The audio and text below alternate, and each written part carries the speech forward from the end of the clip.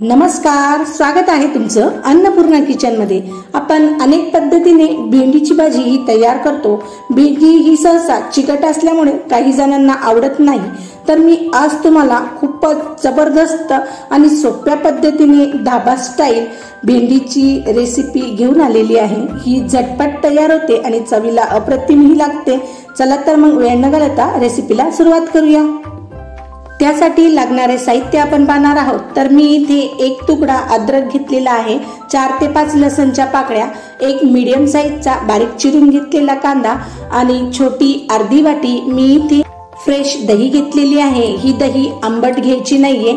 तर त्याचबरोबर मी इथे 2 मीडियम साईजचे टोमॅटो घेतलेले आहेत आणि मी इथे 1 पाव सारखे भेंड्या घेतलेल्या आहेत आणि ह्या भेंड्या आपण व्यवस्थित अशा जास्त मोठ्याही नाही आणि छोट्याही नाही, तर मध्यम आकाराच्या या भेंड्या मी घेतलेल्या आहेत आणि या भेंड्या आपण 2 ते 3 पाण्याने धुवूनही घेतलेल्या आहेत आणि मी सुरीच्या साहाय्याने त्याचे मागील आणि पुढील भाग हे काढून घेतलेले आहेत आणि भेंडीच्या मधोमध अशी क्रॉस अशा आपण भेंड्या कापून घेणार आहोत। तर मी तुम्हाला दाखवत आहे, अशा पद्धतीने आपण भेंड्या कापून घेणार आहोत आणि जर किडलेलेही असतील तर आपल्याला ते सहज आपण काढू शकतो।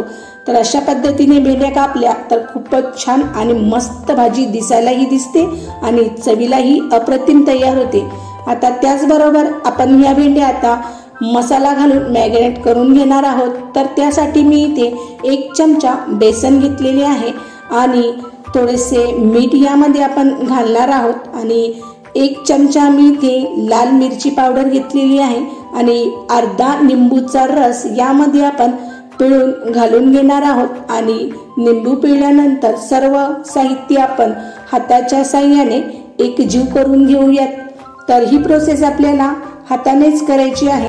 सहज 2 ते 3 मिनिटापर्यंत हाताच्या साहाय्याने मी व्यवस्थित सर्व मसाला हा भेंडींना चोळून घेतलेला आहे आणि तुम्ही पाहू शकता भेंडींवर खूप छान अशी बेसनाची कोटिंग झालेली आहे। भेंड्या या चिकट असतात म्हणून यामध्ये मी अर्धा निंबूचा रस यूज केला आहे, त्यामुळे भेंडी अजिबात चिकट होत नाही।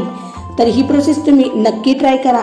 आता आपण मसाला तयार करणार आहोत, तर त्यासाठी मी अशा छोट्या मिक्सरच्या भांड्याचा उपयोग केलेला आहे आणि त्यामध्ये आपण जे 2 टमाटे घेतले होते ते असे लांबसर कापून या मिक्सरच्या भांड्यात घालून घेणार आहोत। अद्रकचा तुकडा आणि 4 ते 5 लसणाच्या पाकळ्या यामध्ये घालून झाकण बंद करून आपण याची छान अशी पेस्ट तयार करून घेणार आहोत। तर मी यामध्ये अजिबात पाण्याचा उपयोग केलेला नाहीये, टोमॅटोला पाणी सुटते। तर असेच आपण हे वाटण तयार करून घेणार आहोत। सर्वात अगोदर आता आपण गॅसवर कढई ठेवून घेणार आहोत आणि कढई व्यवस्थित तापली की त्यामध्ये आपण फक्त 2 चमचे तेल घालून घेणार आहोत। तर आपल्या भेंड्या या मसाला होईपर्यंत छान असे 5 ते 10 मिनिटापर्यंत मॅरिनेट होतात।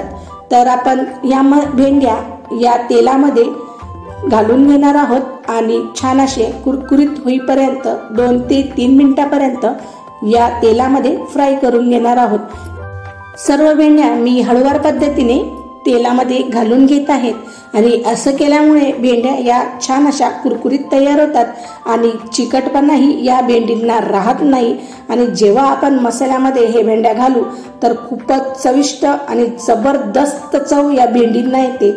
भेंडी फ्राय करताना आपण गॅसची फ्लेम ही लो टू मीडियमच ठेवणार आहोत, म्हणजे जास्त फास्ट गॅस आपण ठेवायचा नाहीये, त्यामुळे भेंड्या या लागू शकता। तर मीडियम गॅस करून आणि लो गॅस करूनच आपण या सर्व भेंड्या छान अशा कुरकुरीत अशा फ्राय करून घेणार आहोत आणि जास्त वेळही यांना लागत नाही। तर चमच्याच्या साहाय्याने सर्व भेंड्या व्यवस्थित अशा फ्राय होतात आणि यामध्ये बेसन घातल्यामुळे ह्या कढईला लागू शकते, पण काही हरकत नाही, ते सहजपणे बेसन हे तेलापासून आणि कढईपासून हे सुट्टे पडते आणि कुरकुरीत असे हे बेसनही यामध्ये तयार होते।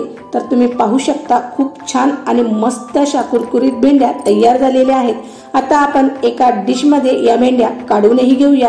तर अशा पद्धतीने मी या सर्व भेंड्या काढून घेतलेल्या आहे आणि तुम्ही पाहू शकता खूप छान आणि मस्त आपल्या भेंड्या फ्राय झालेल्या आहेत। आता ज्या कढईमध्ये आपण भेंड्या फ्राय केल्या होत्या त्याच कढईमध्ये आपण 2 ते 3 चमचे तेल घालून घेणार आहोत। तर तुम्ही पाहू शकता 2 ते 3 चमचे मी तेल यात घालून घेतलेले आहे आणि तेल व्यवस्थित तापले की लगेचच आपण 1 चमचा जिरे यात घालून घेणार आहोत आणि जिरे हे छान असे लालसर झाले की लगेचच त्यामध्ये आपण बारीक कापून घेतलेला कांदा घालून घेणार आहोत आणि हा कांदा आपण चमच्याच्या साहाय्याने 2 ते 3 मिनिटापर्यंत सतत ढवळून लालसर रंग येईपर्यंत फ्राय करून घेणार आहोत।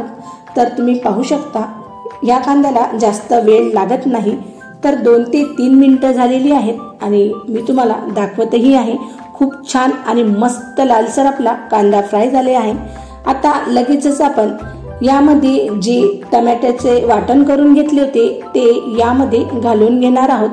तर हळूवार पद्धतीने सर्व पेस्ट मी यामध्ये घालून घेतलेली आहे आणि चमच्याच्या साहाय्याने आपण सर्व पेस्ट ही व्यवस्थित अशी तेलामध्ये फ्राय करून घेणार आहोत।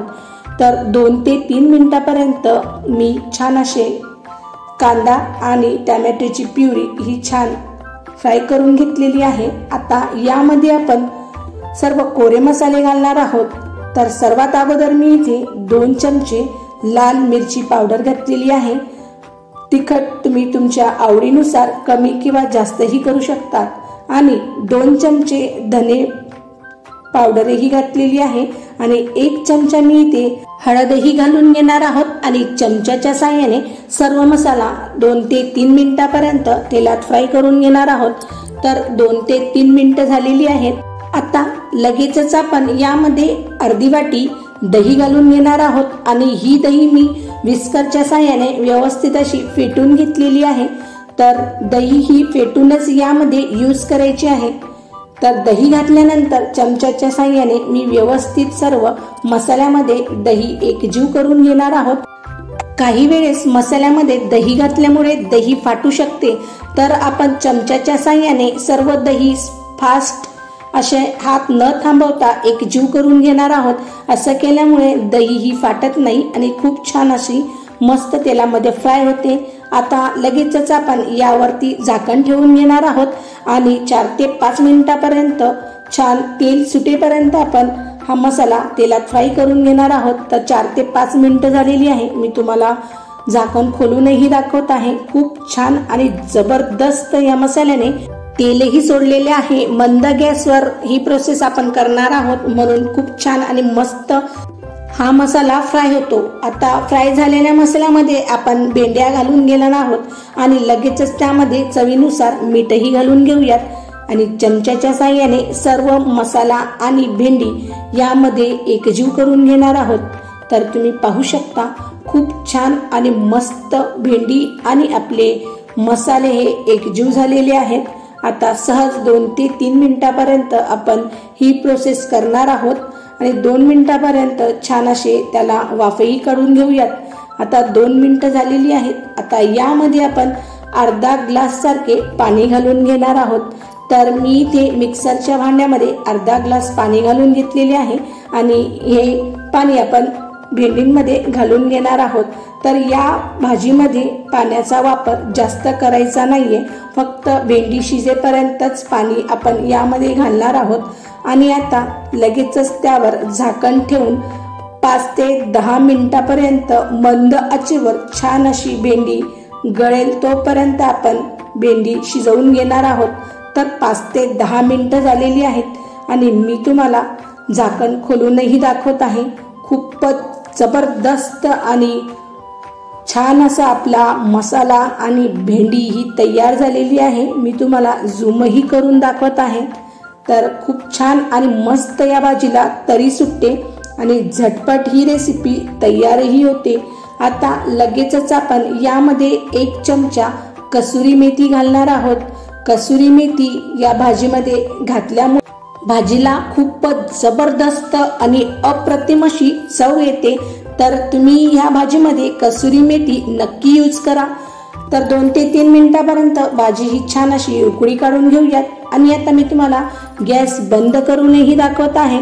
तुम्ही पाहू शकता खूपच जबरदस्त अप्रतिम ही भाजी तयार झालेली आहे आणि भाजीला रंगही खूप सुरेख आलेला आहे आणि खाण्यामध्ये ही भाजी खूपच टेस्टी अशी तयार होते।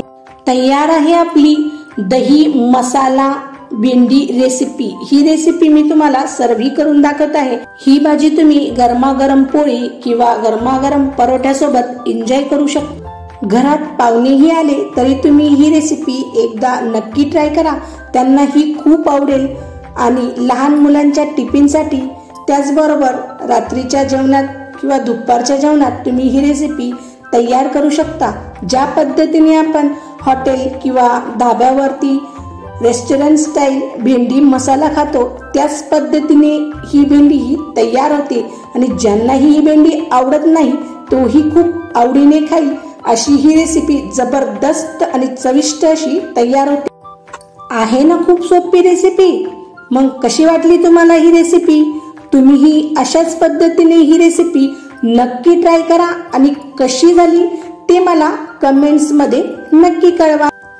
या अगोदर मी चॅनलला रेस्टॉरंट स्टाईल आणि कांदा लसण न वापरता अनेक प्रकारच्या रेसिप्या चॅनलला अपलोड केलेल्या आहेत, त्या तुम्ही नक्की पहा। आणि जर पाहिल्या नसतील तर त्याची लिंक्स मी डिस्क्रिप्शन बॉक्स मध्ये देत आहेत। अशाच नवनवीन आणि झणझणीत रेसिपी पाहण्यासाठी चॅनलला लाईक करा, शेअर करा आणि सबस्क्राईब करायला मात्र विसरू नका।